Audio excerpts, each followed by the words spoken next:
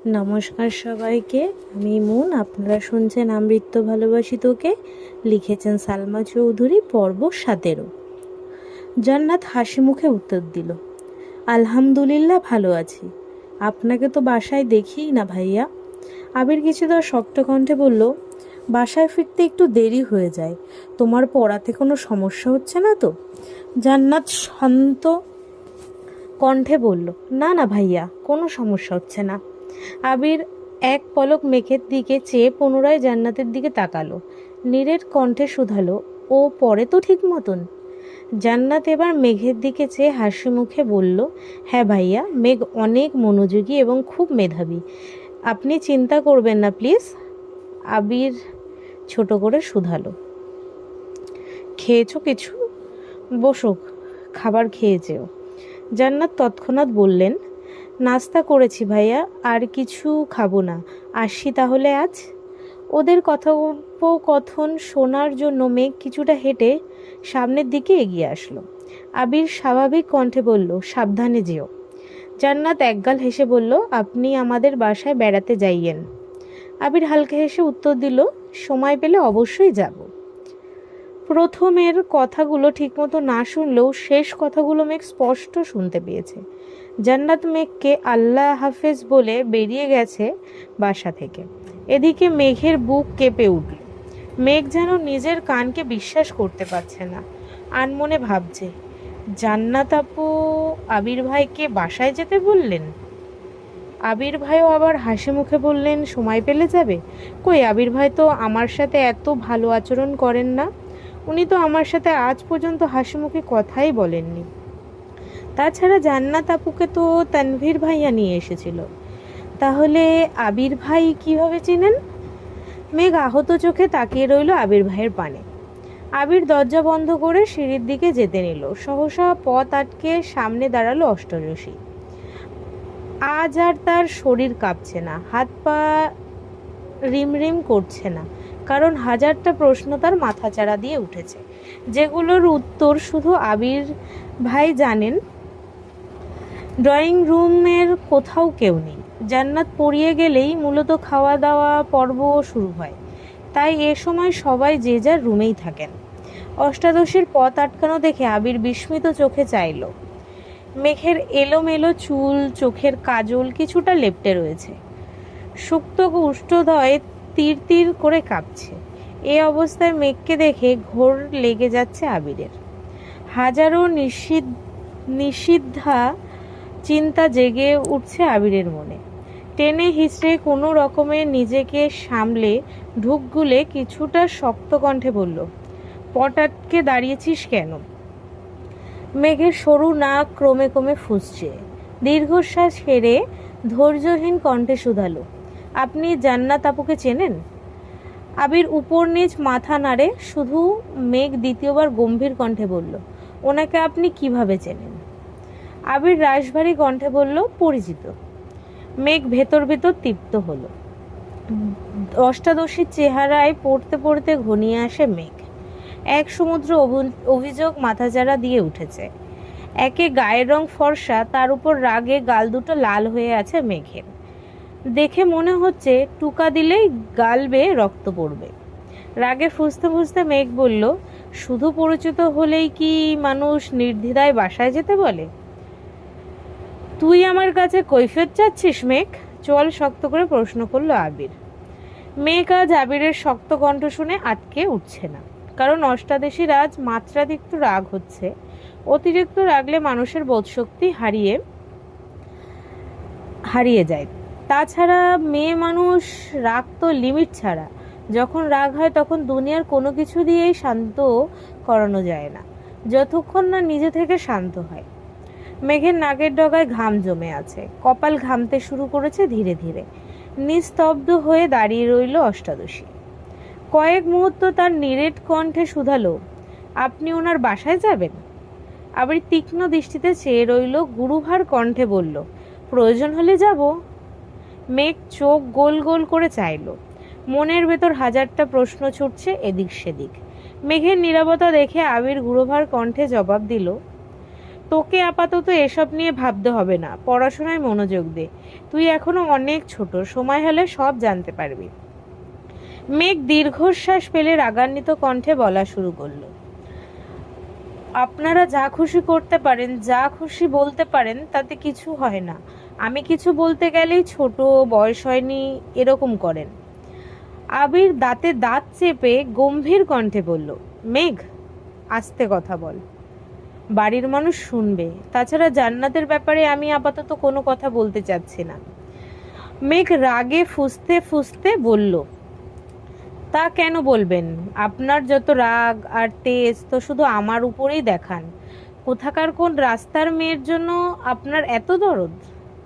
আবিরের চোখ লাল হয়ে গেছে, দাঁত কটমট করছে, কণ্ঠ তিনগুণ ভারী করে ধমকে বলল, জান্নাত কোথাকার কোনো মেয়ে না, ওকে সম্মান দিয়ে কথা বলবি।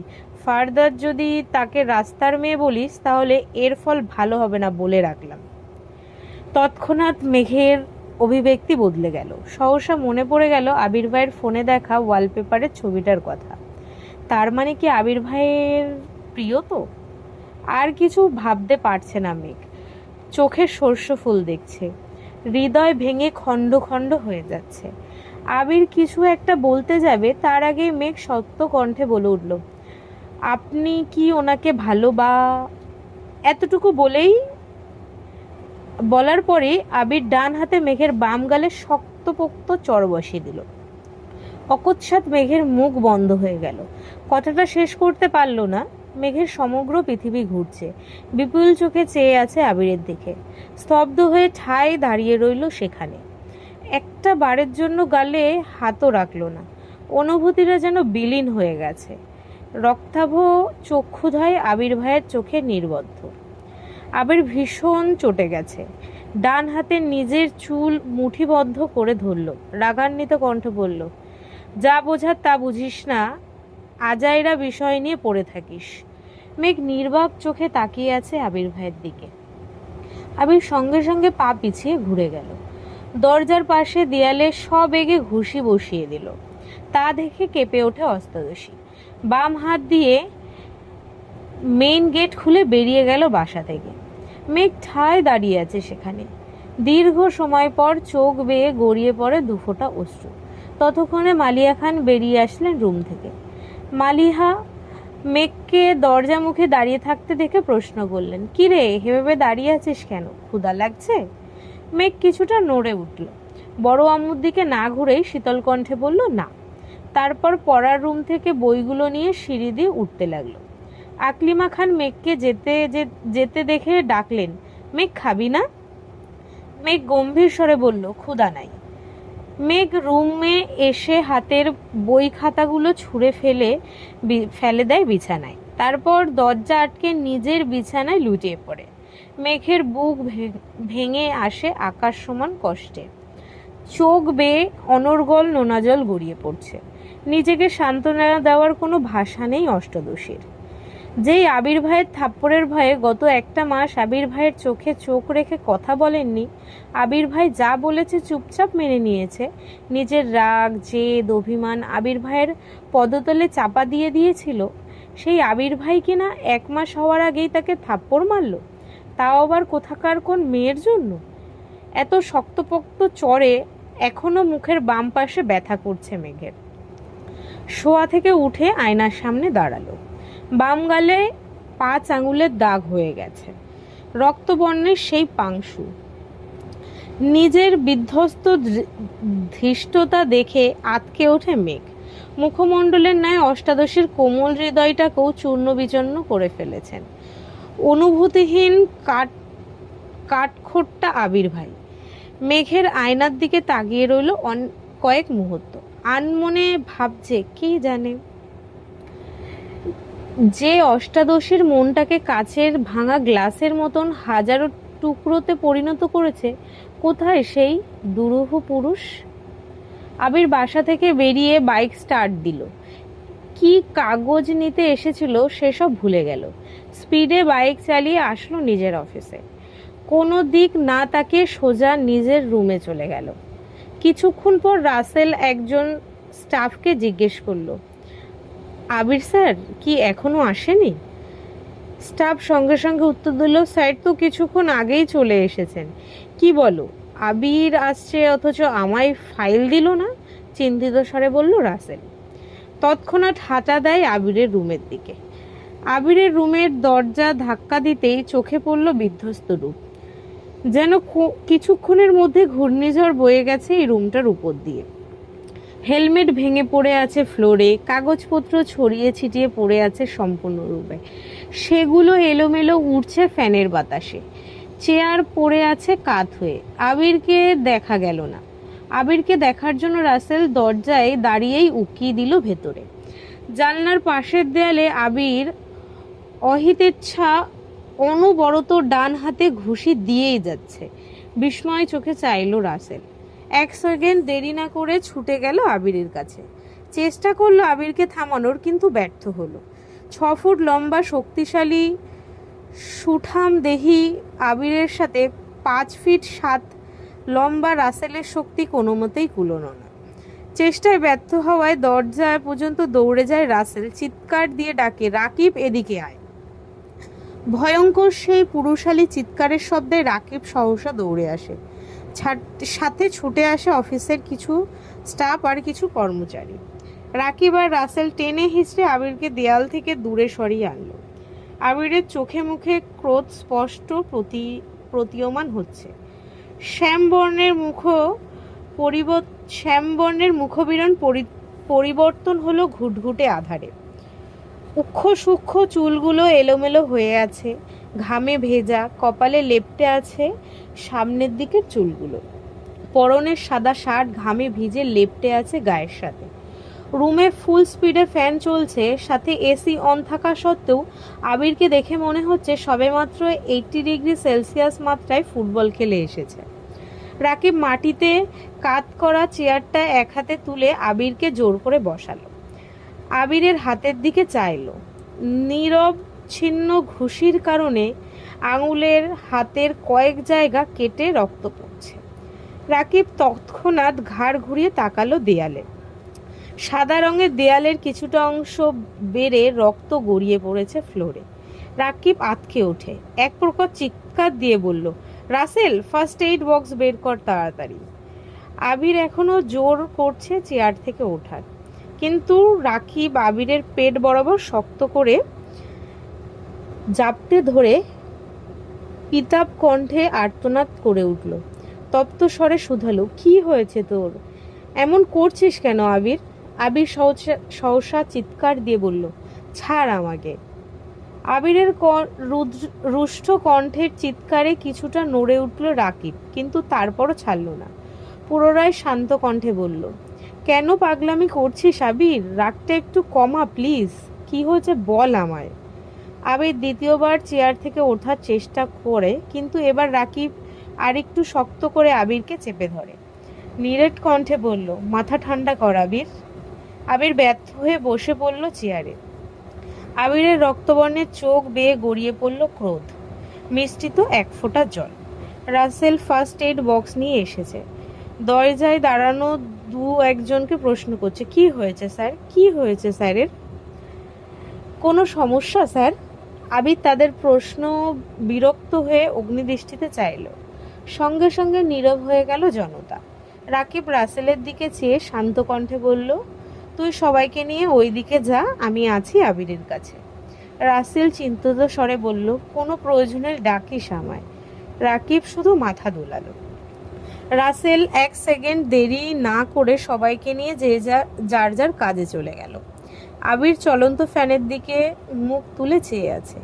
সবাই চলে যাওয়ার পর রাকিব গম্ভীর কণ্ঠে বলল, দেখ হাতটার কি অবস্থা করছিস। আবির এক পলক হাতের দিকে চেয়ে ক্রোধিত কণ্ঠে বলল, আমি বড় ভুল অপরাধ করে ফেলেছি রাকিব। সেই অপরাধের কাছে আমার হাত কিছুই না। রাকিব কিছুটা চিন্তিত কণ্ঠে বলল, কি হয়েছে? কি করেছিস তুই? আবির কণ্ঠস্বর ভিজে আসছে। পুনরায় 2 ফোঁটা পানি গড়িয়ে পড়ল গাল বেয়ে। শীতল কণ্ঠে জবাব দিল, আমি একই ভুল পুনরায় করে ফেলেছি। রাকিব আঁতকে উঠে শোধালো, কি তুই মেয়েকে মেরেছিস? আবির দীর্ঘশ্বাস ফেলে শুধু। রাকিবের বুঝতে বাকি নেই যে আবির মেঘকে মারার ক্রোধে নিজেকে আহত করছে। ভ্রু গুটিয়ে রাকিব বলল, কেন মেরেছিস? দীর্ঘশ্বাস ছেড়ে আবির বলল, আমায় জান্নাতের সাথে কথা বলতে দেখে মেঘের মাথার রক্ত উঠে গেছে, যা তা উল্টাপাল্টা বলা শুরু করেছে। আমি রাগ কন্ট্রোল করতে পারিনি। কি বলছিস আবির? জান্নাতের জন্য তুই মেঘকে মারলি? অবাক চোখে তাকিয়ে আছে আবির। আমি মেঘকে মারতে চাইনি, বিশ্বাস কর। ও এক পর্যায়ে প্রশ্ন করে বসলো, আমি জান্নাতকে ভালোবাসি কিনা। এই কথাটা সহ্য করতে পারিনি। রাকিব তৃপ্ত দৃষ্টিতে চেয়ে রইল। আবির বাম হাত দিয়ে কপাল থেকে চুলগুলো সরিয়ে মনোকষ্টে শুধালো, আমি এমন কি করব রাকিব? রাকিব দীর্ঘশ্বাস ফেলছে বারবার, কিছুটা ভেবে বলল, দেখ, এখন তো মেঘ আগের মতন নেই। এখন তো মেঘও তোর প্রতি পসেসিভ। এর জন্যই তো আজকে এভাবে রিয়াক্ট করেছে। আমার মনে হয় না যে এই থাপ্পড়ের জন্য ও কথা বন্ধ করবে। আবির খড়খড়ে কণ্ঠে উত্তর দিল, তুই তো জানিস মেঘ খুব জেদি। এটাই আমায় একমাত্র ভয়ের কারণ। ও যদি একবার জেদ করে বলে আমার সাথে কথা বলবে না, তাহলে এই জীবনে আর কোনোদিনই কথা বলবে না। রাকিব কপাল গুটিয়ে প্রশ্ন করলো, বাই দ্য ওয়ে, কয়টা থাপ্পড় দিছিস? আবির তপ্ত স্বরে বলল, একটা। রাকিব স্বাভাবিক কণ্ঠে বলল, তুই চিন্তা করিস না, কিছু হবে না। জান্নাতকে নিয়ে কিছু ভাবছিস? সরি, আটকে গেছি। মেঘ কি আর পড়তে চাইবে? সরি সরি একটু ভুল হয়ে যাচ্ছে, আবার পড়ছি। তুই চিন্তা করিস না, কিছু হবে না। জান্নাতকে নিয়ে কিছু ভাবছিস?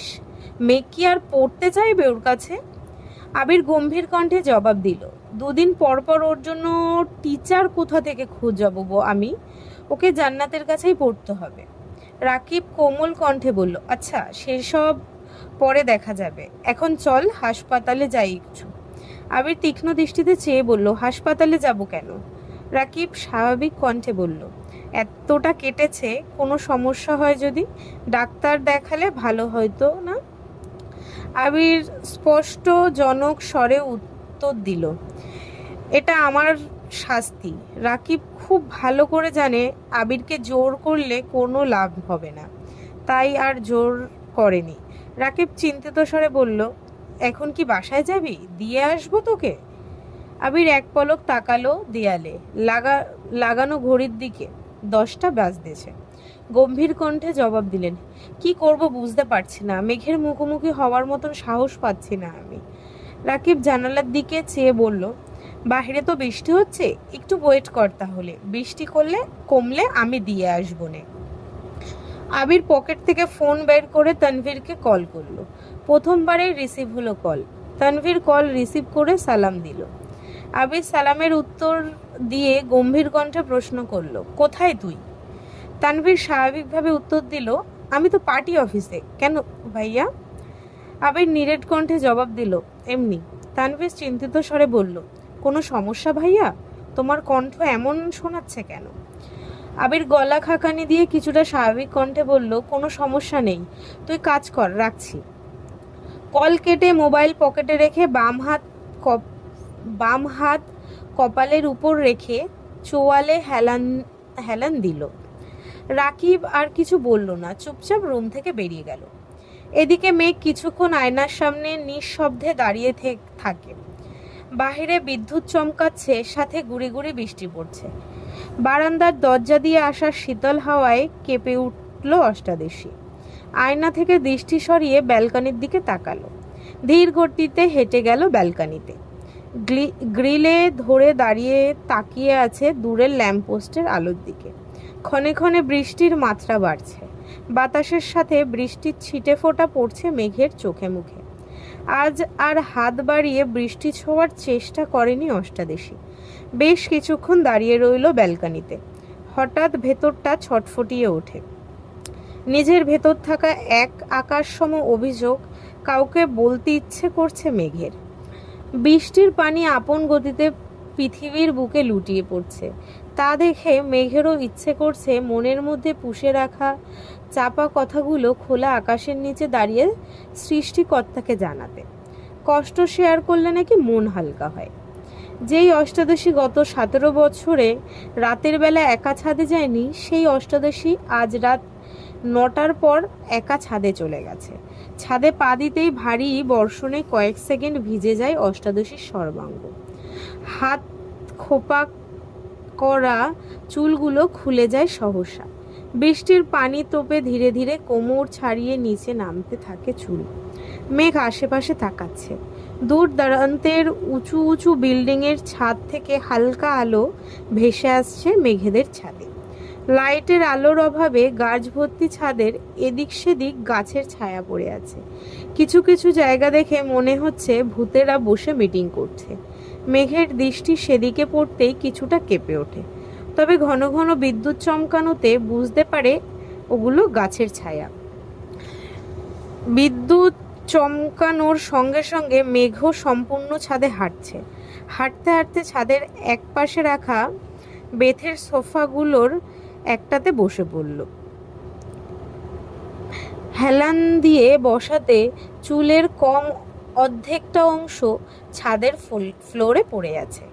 মেঘ আকাশের পানে তাকিয়ে বলা শুরু করলো, আল্লাহ, আমার জীবনে তো হিটলারের স্বভাবের ব্যক্তির কোনো অস্তিত্ব ছিল না, তাহলে কেন তুমি ওনাকে আমার সামনে নিয়ে আসলে? এই অনুভূতিহীন মানুষটা কেন আমার জীবনের সাথে জড়িয়েছে? উনি যদি অন্য কাউকে ভালোবাসেন, তাহলে আমায় কেন ওনার প্রতি দুর্বল বানিয়েছো? আমি এখন কি করব? একসাথে প্রশ্নগুলো করে কয়েক মুহূর্ত নীরব থাকে। অক্ষি পল্লব বেয়ে অনর্গল নোনাজল গড়িয়ে পড়ছে। তার সাথে বৃষ্টির পানি মিশে কানের নিচ দিয়ে যাচ্ছে আপন গতিতে। বেশ খানিকটা সময় নীরব থেকে শীতল কণ্ঠে শুধালো, আমি কি কখনো কারো প্রিয় হতে পারবো না? আজকের পর্ব এই অবধি। যদি সবার ভালো লাগে লাইক কমেন্ট শেয়ার করে দিও। সবাই যে কেউ যারা ইউটিউব থেকে শুনছো তারা ইউটিউবের চ্যানেলটাকে সাবস্ক্রাইব করে দিও, আর যারা ফেসবুক পেজ থেকে শুনছো তারা পেজটাকে ফলো করো, লাইক কমেন্ট করো, আর ভালো লাগলে পেজটাকে ফলো রেখো আরও ভিডিও পেতে। আজ আসছি, ধন্যবাদ সবাইকে।